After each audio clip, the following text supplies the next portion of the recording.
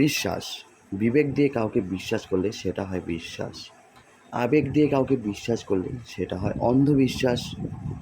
বিশ্বাস ভেঙে গেলে মানুষের কষ্ট হয়, কিন্তু অন্ধবিশ্বাস ভেঙে গেলে মানুষ অবাক হয়ে যায়, কিছু বলার ভাষা হারিয়ে যায়। মানুষ যেন মেরুদণ্ডহীন প্রাণী হয়ে যায়, কষ্ট যেন সীমাহীন হয়ে যায়।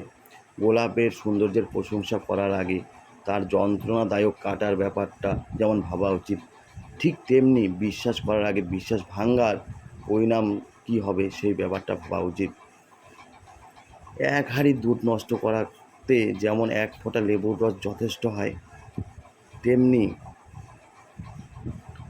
বিশ্বাস নষ্ট করতে হলে একটা হালকা সন্দেহই অনেকটাই যথেষ্ট।